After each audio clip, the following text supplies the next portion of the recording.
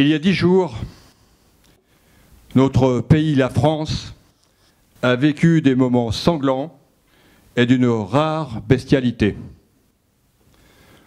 Pour la première fois, des individus animés par des sentiments innommables ont voulu détruire un des fondements de notre République, laïque et plurielle, je veux dire la liberté d'expression.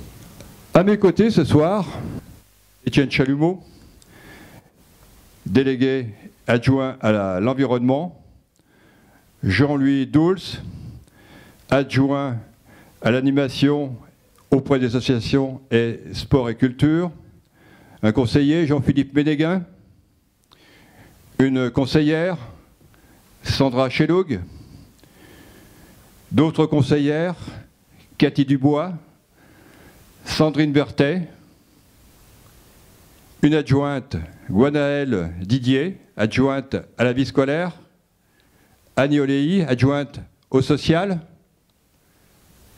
une conseillère, Nicolas Guettaz, un conseiller, Michel Rossignol, un adjoint aux finances et à la communication, Hervé Benoît, une adjointe à l'urbanisme, Nadège Jay, un conseiller, Anthony Fachinger, un adjoint aux travaux, Jean Portugal, une adjointe au commerce et à l'économie, Lucie Bulle, et puis des conseillers, Jean-Loup Creux, Joseph Morelli, Béatrice Creux, Virgile Filbard et David Attès. Merci pour votre présence à mes côtés ce soir. Donc au cours de l'année 2014, je vous rappelle que nous avons achevé les travaux sur plusieurs bâtiments pour faciliter l'accessibilité des personnes à mobilité réduite. À l'entrée de la ville, côté nord, donc en direction de Chamoux et en venant de Chamoux, nous avons terminé donc l'aménagement de la pelouse du terrain d'honneur par la réalisation de fonds de suintement pour un meilleur drainage du sol.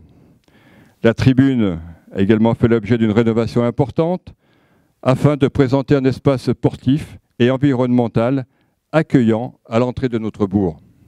Le camping municipal a fait l'objet d'une nouvelle campagne de travaux.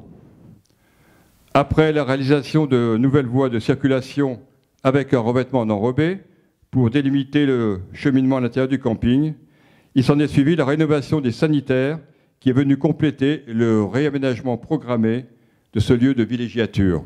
Je veux donc vous parler de la réhabilitation du bâtiment dit de la Fermeraie, implanté ici à proximité du centre d'animation. L'ouverture au public de ce lieu culturel et social, qualifié de structurant par la Direction régionale des affaires culturelles, est envisagée pour l'automne prochain. Donc une expérience de trajet de pédibus a également été mise en place par les mairies au bénéfice des enfants scolarisés dans les écoles maternelles et l'école élémentaire. Le succès des premiers jours, malheureusement, s'est atténué par la suite par, il faut le dire, la présence insuffisante de parents bénévoles. 33 000 de nos 36 000 communes ont moins de 3 500 habitants, mais qu'elles représentent plus du tiers de la population française. On ne fera pas disparaître les clochers, les villages et les habitants qui y vivent. C'est une force incroyable d'avoir dans notre pays plus de 500 000 élus, pour la plupart bénévoles, au service de politiques de proximité que malheureusement l'État n'a plus les moyens d'assurer. La dette d'aujourd'hui sera l'impôt de demain.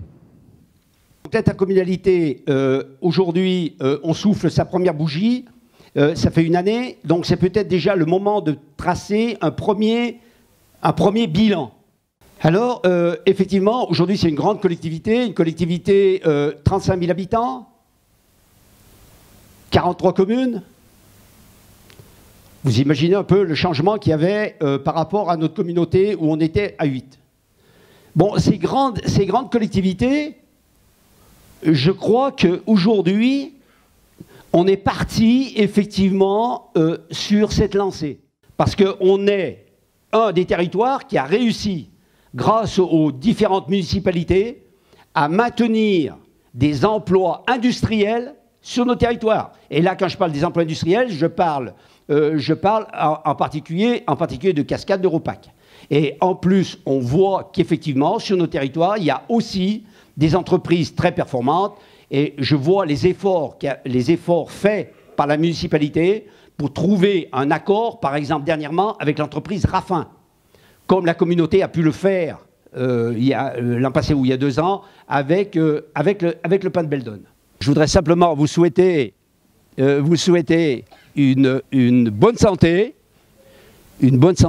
beaucoup de bonheur, d'amour, parce que ça, il faut le dire aussi, et puis réussite dans vos projets professionnels et puis personnels. Voilà, maintenant j'adresse à chacun, à chacune d'entre vous, à vos familles, aux personnes qui n'ont pu se déplacer ce soir, mes vœux de sincère de joie, de sincère santé, de paix, d'harmonie dans votre vie sociale, professionnelle et familiale.